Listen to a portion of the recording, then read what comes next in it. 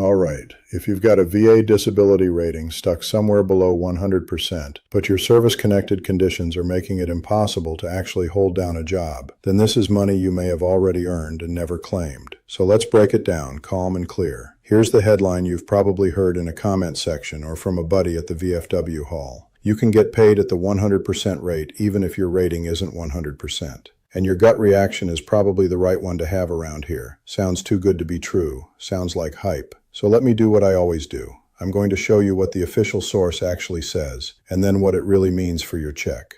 And let me be clear right up front. This one is not a proposal. It's not a rumor. It's not some bill sitting in a committee hoping to pass. This is confirmed, current VA regulation that's been on the books for years. The benefit is called TDIU. TDIU stands for Total Disability Based on Individual Unemployability. You'll also hear it called just Individual Unemployability, or IU, or Unemployability. Different names, same thing. And here's the plain English version of what it does. If your service-connected disabilities prevent you from holding what the VA calls substantially gainful employment, the VA can pay you at the 100% disability compensation rate, even though your combined scheduler rating is sitting at 60 or 70 or 80%. You don't get a new rating. Your conditions don't suddenly get worse on paper. The VA simply recognizes that for you, the rating schedule doesn't capture the full picture, because the math says one thing, but the reality is you can't work. Now let me read you the actual regulation, because this is where the trust gets built. It's found at 38 CFR 4.16, and the language is right there in black and white. A total disability rating may be assigned, even when the scheduler rating is less than total, when the veteran is unable to secure or follow a substantially gainful occupation as a result of service-connected disabilities. That's the whole heart of it. The government already wrote down in its own rules that your earning capacity matters, not just the percentages on a table.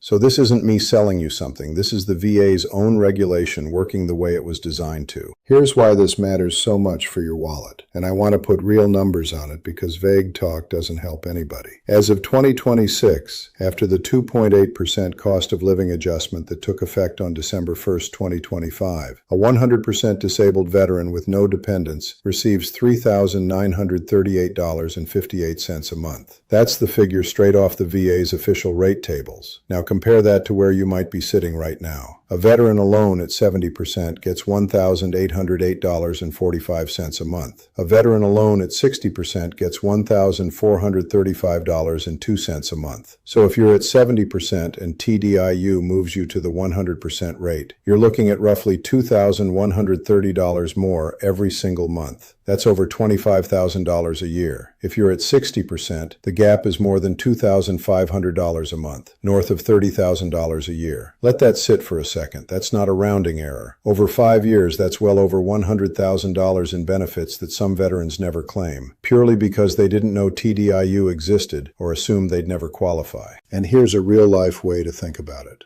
I was at the gas station the other day watching the number on the pump climb, watching folks do that quiet math in their head about groceries and the light bill. For a veteran on a fixed income, the difference between $1,800 and $3,900 a month isn't abstract. That's the difference between white-knuckling the end of every month and actually breathing. So this is worth understanding properly. Let's talk about who actually qualifies, because this is where most of the confusion lives. There are 2 doors into TDIU, and the regulation lays both of them out. The first door is called Scheduler TDIU, under 38 CFR 4.16a. To walk through that door, you need to meet one of 2 rating thresholds. Option 1. You have a single service-connected disability rated at 60% or higher. Option 2. You have 2 or more service-connected disabilities with at least one of them rated at 40% or higher, and a combined rating of 70% or higher. That's the famous 60 or 70 with a 40 rule. But here's the rub, and I want you to hear it, because it trips up a lot of good people. The VA does not add your ratings together like normal numbers. If you've got a 50% condition and a 30% condition, that does not make 80%. The VA uses what's called the combined ratings table, the whole person formula, and the result is almost always lower than simple addition. What this means is some veterans who think they're above the threshold are actually below it, and some veterans who assume they don't qualify are actually sitting right on top of it without realizing. So before you decide TDIU isn't for you, Go pull up your actual combined rating and check it against those thresholds. Don't guess your way out of $30,000 a year. Now, what if your combined rating falls below those numbers? This is where the second door comes in, and it's a door a lot of people don't even know is there. It's called Extra Scheduler TDIU under 38 CFR 4.16b. This is the safety net. It's for veterans whose disability picture is genuinely exceptional or unusual, where the rating schedule just doesn't reflect how badly your conditions interfere with your ability to work. In those cases, your local VA office can't decide it alone.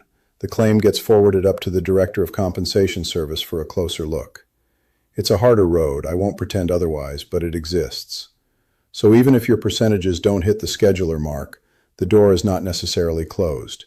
You may still be eligible. Now let's talk about the word that does the heavy lifting in this whole thing, substantially gainful employment. Because qualifying for TDIU isn't only about hitting a percentage, you also have to show that your service-connected conditions are what keep you from working. And here's a question I get constantly. Can I work at all and still get TDIU? The honest answer is yes and no, and the distinction matters. The VA draws a line between substantially gainful employment and what it calls marginal employment. Marginal employment, generally work where your earned income falls below the federal poverty threshold, usually doesn't count against you. There's also what's called a protected or sheltered work environment, like a family business that carries you, or a job with heavy accommodations, which can be treated differently. But if you're holding down a steady job, earning above that poverty line, the VA will likely view that as substantially gainful employment, and that can sink a TDIU claim. So be honest with yourself about where your work situation actually falls. And let me knock down one more myth right here because it stops too many older veterans from even trying. People say, I'm in my 70s, I'm retired anyway, there's no point. But under 38 CFR 4.19, the VA is not allowed to consider your age when evaluating your claim. Your age is not a disqualifier. What matters is whether your service-connected conditions, not your years, not the fact that you'd be retired regardless, prevent you from working. So if you've been talking yourself out of this because of a birthday, stop. You may still be eligible. If this is helping you make sense of something the system made needlessly confusing, do me a favor and hit like and subscribe. Every bit helps our community get the word out to the next veteran who needs to hear it. We look out for each other here. Now here's the part I have to be straight with you about, because this is where the what it does not do matters just as much as the what it does. TDIU pays you at the 100% rate, that's confirmed. But TDIU is not automatically the same thing as a 100% permanent and total rating, and that difference can matter for your family. When the VA grants TDIU, it may or may not mark it as permanent and total. If it's not flagged as permanent, the VA can schedule a future exam to recheck your status down the road. And some benefits that flow from a 100% permanent and total rating, like Chapter 35 Dependents Educational Assistance for your kids or spouse, and in some cases CHAMP VA health coverage, generally require that permanent and total designation. So a TDIU award that isn't marked permanent might pay you the full monthly amount, but not unlock every single one of those family benefits. The good news, many TDIU grants do get made permanent, especially for older veterans or for conditions unlikely to improve. And TDIU can also become permanent once you've held it for 20 consecutive years. But you need to read your decision letter carefully and look for whether that permanent and total box is checked. Know exactly what you've been granted. So how do you actually claim this thing? Let me walk you through the honest version, step by step, no sugarcoating. The foundation of a TDIU claim is VA Form 21-8940. That's the veteran's application for increased compensation based on unemployability. That's the form where you lay out your disabilities, your work history, and your education. The VA uses it to understand how your conditions affect your ability to work, so accuracy and detail are everything here. Don't rush it. There's a second form that often comes into play, VA Form 21-4192, the request for employment information. That one goes to your most recent employer to verify your work history and why your employment ended. If your conditions caused you to miss work, lose focus, or eventually lose the job, that's documented evidence working in your favor. And before you do any of that, here's a tip that can quietly protect a lot of money. File an intent to file first, using VA Form 21-0966. An intent to file locks in your effective date while you gather everything else, which can protect your potential back pay. Then build your evidence, your medical records, statements from your treating doctor connecting your conditions to your inability to work, and buddy statements from family or former coworkers describing what they actually saw. One more thing. If you've been awarded Social Security disability insurance, include those records.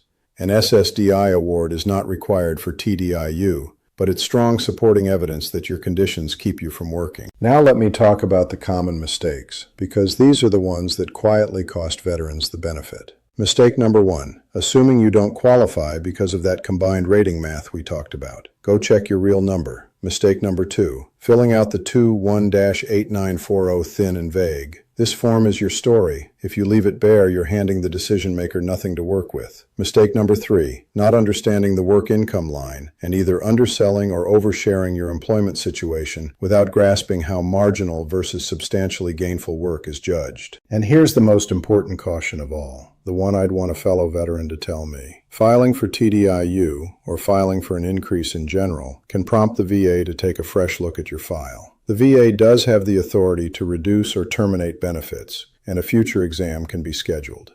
I'm not saying this to scare you. Most veterans with stable, well-documented conditions have nothing to worry about. But you deserve to walk in with your eyes open, knowing it's a real claim with real review, not a free toggle you flip. This is exactly the kind of decision where it's worth having someone in your corner. So here's my honest read on all of it. TDIU is real, it's confirmed, it's the VA's own regulation, and for the right veteran, it's life-changing money. The full 100% rate without ever hitting a 100% scheduler rating. But it's not automatic. The math is sneaky, the work income rules are specific, and the difference between a regular TDIU grant and a permanent and total one matters for your family. So here's your next practical step. Go to va.gov. Look up the Individual Unemployability page and check the actual TDIU forms and your own combined rating against the thresholds we covered. And then, please, talk to an accredited Veteran Service Officer. The DAV, the VFW, the American Legion. They'll help you file this for free, and they do it right. I'm not the VA, I'm not your lawyer, this is educational only. But this is your money, and you earned it the hard way. You served, you earned this.